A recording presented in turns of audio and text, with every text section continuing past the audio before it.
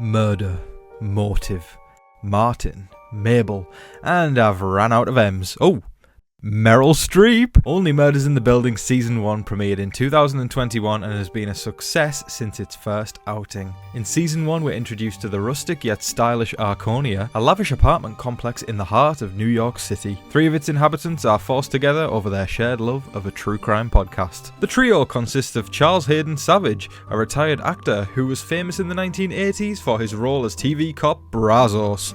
I'm Brazos. Oliver Putnam, a notorious theatre director who is widely known for one of the biggest Broadway flops in history, and Mabel Mora, who we don't know a lot about. Yet. As fate would have it, the true crime trio, not long after meeting, discover that a dead body has been found in the building. The body of Tim Kono is found in the Arconia, and immediately the police rule suicide as the verdict. But not so fast. The trio believes something more fishy is afoot, as they begin to believe it was a murder. Not just a murder in the building. Cue the titles.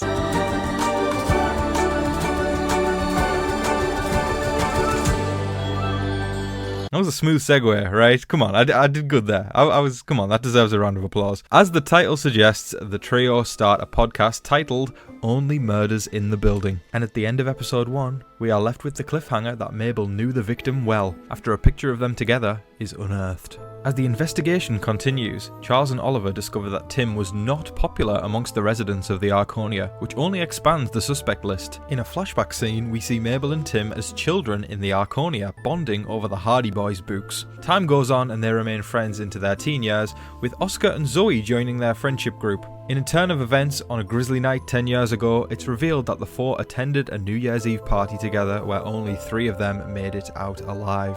Zoe was found dead and Oscar was arrested after many cited the pair of them arguing earlier in the night. Tim actually told Mabel he saw someone else fighting with Zoe earlier in that night, but he withheld this information from the police, and this caused a drift in his friendship with Mabel. Not long after, we find out that after Tim's death, old pictures of him with Mabel were still found in his room alongside a cache of jewellery. Alas, we have our first suspect. Oliver believes that Arconia resident Howard is responsible for the death of Tim Kono. His cat's paw prints were found in Tim's blood at the crime scene, and then Howard confessed and the season ended. I'm kidding! Howard reveals that he has a medical condition. Hopefully my many years of watching Grey's Anatomy are finally going to come in clutch here. Howard has vasovagal syncope. Thank you. Yep, please applaud. Yep, thank you very much. Which basically means he would faint at the sight of blood, making it impossible for him to be the killer. Other important things to note is that board president of the Arconia, Bunny Folger, threatens to evict Oliver if he doesn't pay his fees soon. And Charles meets Jan, who many of you may recognise from The Office. She's a bassoonist and a fellow resident of the Arconia. Oliver goes to speak to his old friend and fellow resident Teddy Demas, played by Nathan Lane, about helping him out financially, and Teddy eventually settles on sponsoring the podcast with his company, Demas Dips. Mabel finds a note belonging to Tim that detailed the initials GM as someone he was to meet in 1 week. Also, a totally unrelated side note, musical legend Sting lives in the penthouse of the Arconia. The trio suspect him to be the killer for a while. Hell, he did tell us all in the 80s not to stand so close to him, and that every breath you take, he'll be watching you. It's a fair assumption. The gang goes to tell podcast host Cinder Canning, played by Tina Fey, that they believe Sting is a murderer, and she sees potential to profit off this, and eventually appear on Jimmy Fallon to mock the trio and their podcast. Lucky for Charles, he goes to enjoy a nice date with Jan. Apart from it wasn't nice, it was a complete disaster, but somehow they agree on a second date. Anyways, back to GM, it's something, not someone, a jewellery shop called Montrose Gems. Mabel is being followed.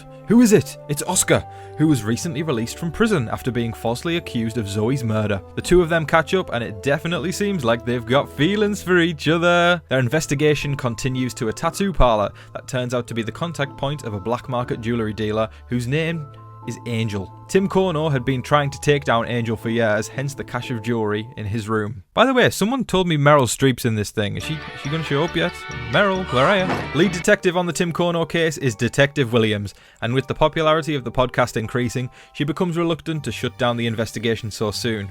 She even goes as far to give Mabel Tim Kono's mobile phone in order to help the investigation. Teddy Demas's dip sales go through the roof after Cinder's appearance on Jimmy Fallon, and he gives Oliver a $50,000 check for more podcast episodes. That's great news, right? Eagle-eyed Charles quickly notices that the check is drawn from an Angel account, revealing Teddy as Angel, the black market dealer. Realizing that the trio might be onto him, Teddy's son, Theo, starts to try and figure out more about their investigation. As the plot thickens, when Oliver and Mabel make the discovery that Theo has been stealing jewellery from bodies at a funeral home, Theo kidnaps them. Flashback time, flashback time, flashback time, flashback time. Back at the New Year's Eve party 10 years ago, it's revealed that Theo had a crush on Zoe, and on that night he caught Zoe stealing a ring from Teddy's apartment. Things turned into a heated argument between the two, and Zoe misstepped and fell off the building, and Tim saw everything. Teddy felt his only option was to protect his son by giving Tim a death threat in order to silence him. Theo agrees to release Oliver and Mabel as long as they promise to absolve him and his father of all accusations on the podcast, so they return to the Arconia. As Charles and Jan grow closer,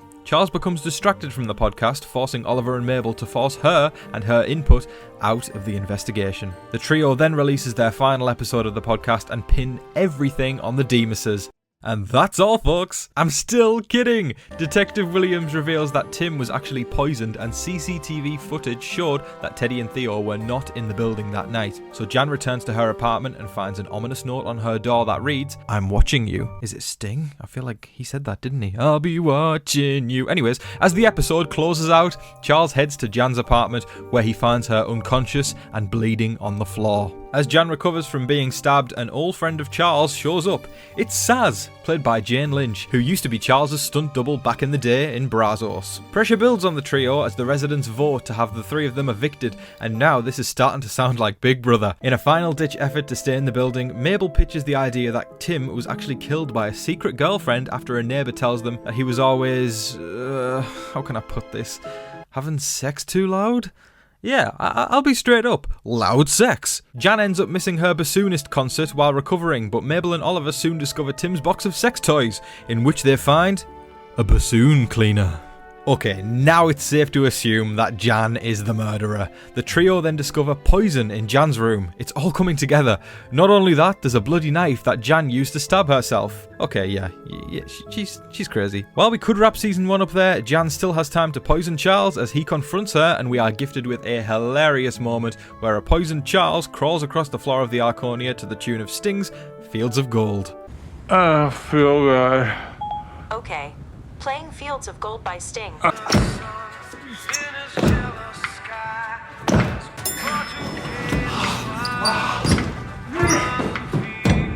In a final attempt to escape, Jan tries to blow up the Arconia by leaking gas from the newly installed fireplaces in the building. But huzzah! She is foiled as the trio manages to catch her in time and have her arrested. And, that's cool and all, but can someone tell me where's Meryl Streep? As the trio celebrate, Mabel heads to her apartment to grab some champagne, only to find board president Bunny Folger dying on the floor of her living room. Cue season 2. Season 2, The Death of Bunny Folger. Oh man, this was a rough one. A perfect season, but emotionally it wrecked so many of us. To all viewers, Bunny was the old curmudgeon who many in the building could not stand, but it turns out that couldn't have been further from the truth. Charles, Oliver and Mabel are arrested by Detective Williams and Detective Krebs until they are promptly released due to a lack of evidence. We are introduced to Alice, Mabel's new love interest after Oscar kind of just disappeared off the face of the earth, and Oliver discovers that Amy Schumer has moved into Sting's apartment in the penthouse, and that felt like the most random plotline ever. Mabel reveals that the last thing Bunny said as she was dying was 14. What does that mean, and what significance does it have? Well, you'll have to keep watching to find out, unless you've already seen it. Damn it, I tried to be clever there and it kind of failed, but come on, I tried. Give me a like, hit the like button. I tried there. The trio breaks into Bunny's apartment and discovers her parrot, who is still mimicking Bunny. Howard and the fellow board member Uma enter her apartment and are in a panic about a missing painting from Bunny's room. Hiding in the closet, the trio overhears and then discovers a secret elevator in the back of the closet. They escape and head back to Charles's apartment, where they find the painting hanging on his wall. Charles quickly realizes that one of the people in the painting is his father. Leonora Folger, Bunny's mother, arrives at the Arconia. It's Shirley MacLaine, y'all! Meanwhile, Ollie Mabel, I use their pet name, go me, are on a wild painting chase around the building as they stuff it in the dumpster to avoid being caught, and then the painting is found by Amy Schumer, who takes it to her apartment. Even the fictional version of her is kind of annoying. However, it's fake. Who's got the real one? Which of the Pickwick triplets did it? Wait, that's not till season 3. Let's not get ahead of ourselves. As per Bunny's will, her parrot is passed on to Oliver after her death, and the parrot is ready to speak to the press. Are we ready? Take it away, Mr. Parrot. I know who did it.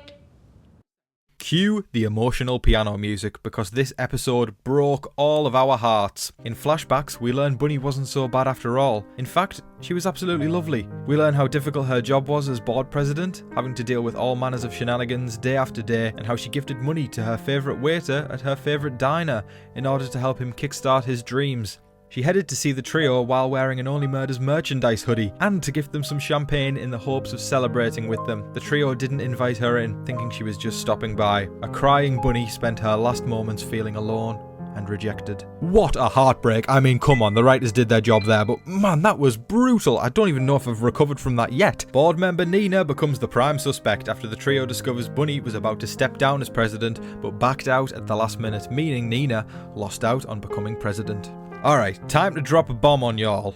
Lucy, who is the daughter of Charles's ex-girlfriend, shows up at the Arconia. She reveals to the three that when she was younger, she discovered secret walls within the Arconia, adding more mystery to this incredible building. As the investigation develops, it's revealed to the viewers that on the night of the murder, Lucy was actually hidden in the wall tunnels, and she saw a hooded figure escaping from the scene of Bunny's murder. Alright, I'm not kidding now. I was promised Meryl Streep, and she's not here. I'm gonna cry. I'm gonna walk out right now. Okay, she's coming soon? Okay, let's continue. In an attempt to catch the killer, the trio attempts to leave evidence in the form of a matchbook recently found by Detective Williams as bait in public, only for the killer to be glitter bombed when they show up. It kind of failed, but it kind of didn't.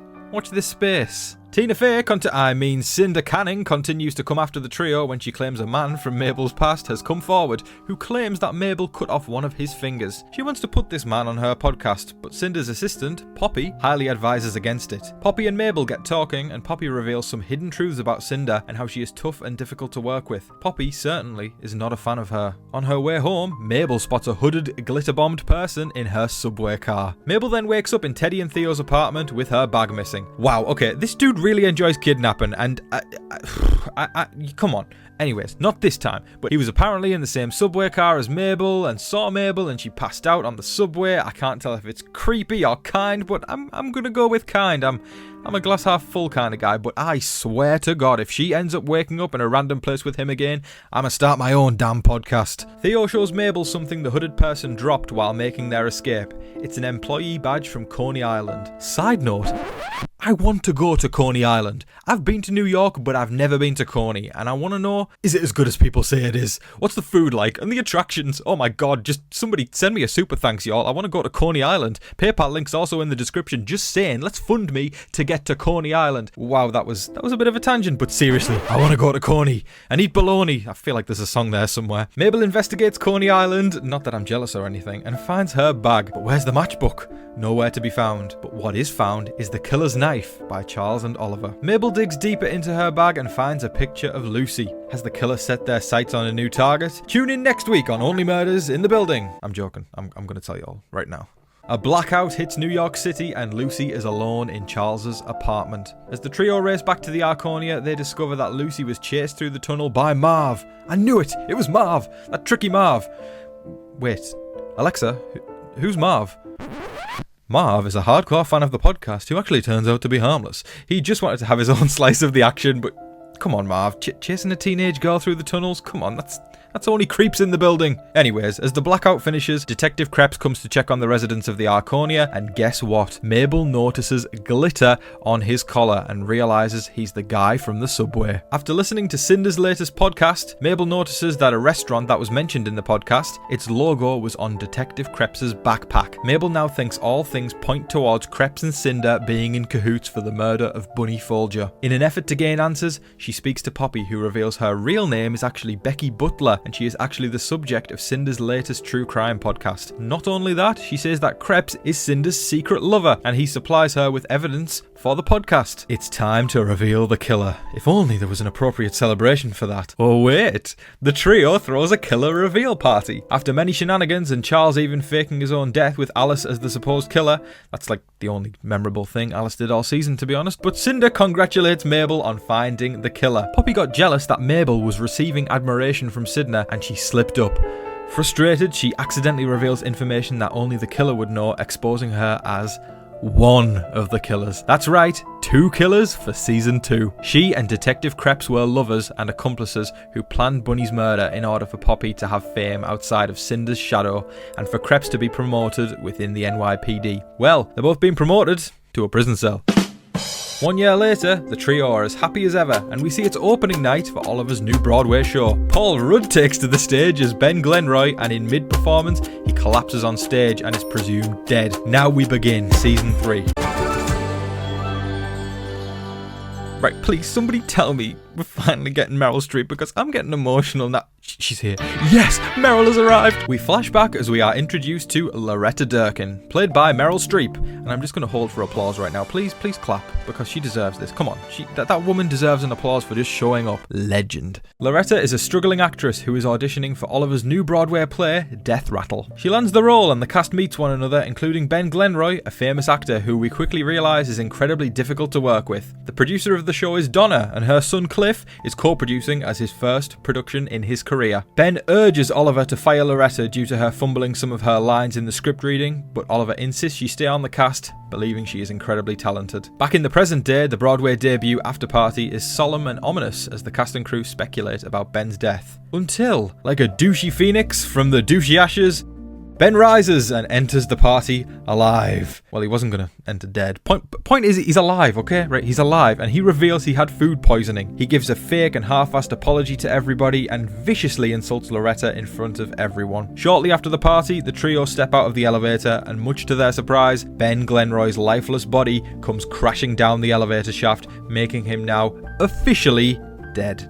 Ben's funeral comes around and the trio meet a guy named Greg. He's been a fan stalker for years, and because Greg is such a fan stalker, he kidnaps the trio. Greg's plan is to torture them into admitting they killed Ben Glenroy, but before he even has a chance to do so, the NYPD busts in and arrests Greg for the murder of Ben. Going down the crazed stalker ended up snapping route. In true Only Murders fashion, Mabel theorizes that Greg was not the killer, and the trio starts the third podcast to find Ben's real killer. We find out that Ben gifted the rest of his cast and the crew a handkerchief to celebrate the opening night of the show, and Ben's body was actually found with a bloody handkerchief. This led Charles to believe that the person without a handkerchief is the killer. Ben was living in Sting/Amy Schumer's penthouse, and Mabel heads up there to meet her new love interest now that Alice has disappeared off the face of the earth. I'm noticing a pattern here, but anyways, his name is Tobbert. Not Robert, not Bob, you heard right, and you heard confusion from me. Tobbert. He was Ben's documentarian before he died, and we also meet Dickie, who was Ben's brother and manager. But enough of that, guys. Meryl is gonna sing My Fellow Mamma Mia, and Mamma Mia, Here We Go Again stands, it's our time to rise. I will wait at the shore for you. It's enough to make a grown man cry. Oh yeah, Kimber, who is one of the members of the cast, is revealed to have lost her handkerchief. That's important, but Meryl, my word, she was amazing. Kimber, who is now the prime suspect, reveals she wanted Ben to promote her beauty products, and when he backed out last minute, she sold the handkerchief in frustration, and this cleared her as a suspect after revealing it. After breaking into Ben's dressing room, Charles and Oliver find the words "effing pig" written on his mirror with lipstick. Now guys, it's time for Steve Martin to sing.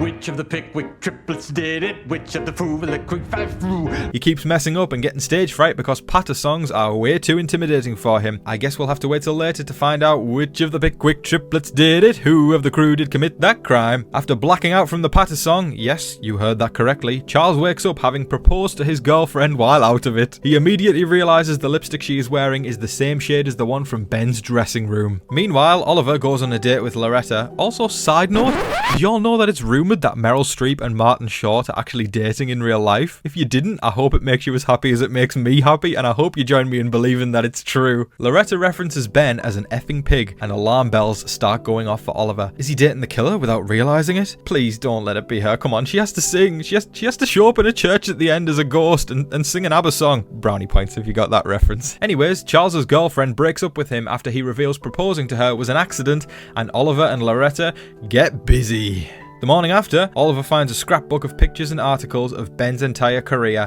in Loretta's apartment. Please, Lord, I beg of you, I need her to stay so she can sing. In a random stretch of episodes, the trio squabbles and calls it quits on the podcast and on their friendship. Oliver immediately gets to finding Charles's replacement, and it's none other than Broadway legend Matthew Broderick. Oh, and Mel Brooks actually shows up on FaceTime as well. Hi Mel. Dickie confides in Mabel about feeling like he's always been in Ben's shadow throughout his entire career, and he feels he's always had to take care of any of the messes that Ben created for himself. Speaking of Dickie, it's flashback time, flashback time, flashback time.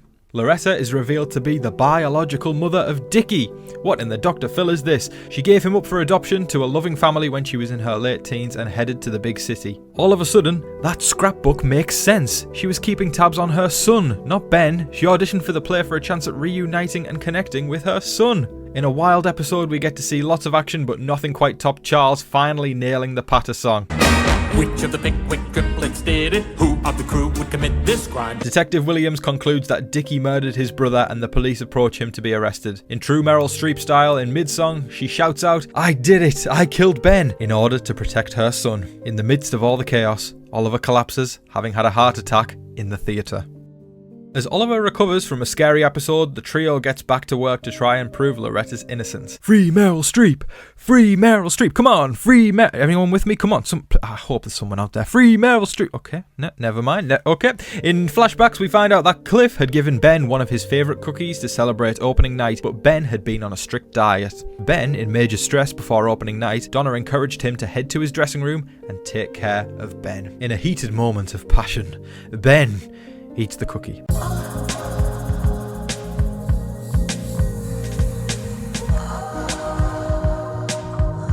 After feeling so much guilt about destroying his diet, he wrote "effing pig" on the mirror, ashamed of himself. It wasn't Loretta, it was Ben himself. Realising Ben's obsession with the cookies, and after Howard unearths a shredded review of the play, the trio comes to the conclusion that Donna had read the review, which stated Ben was horrible. In an effort to save her son's career, Donna added rat poison to Ben's cookie in order to take care of the problem. Loretta goes free, and the suspicion is now on Donna. In an epic season finale, Donna reveals she was the killer. She attempted to murder Ben and thought it worked when he collapsed on stage. She says she is ready to be arrested as long as it is after the play. As a proud and protective mother, she insists that she gets to watch her son's play, and then she will give herself up.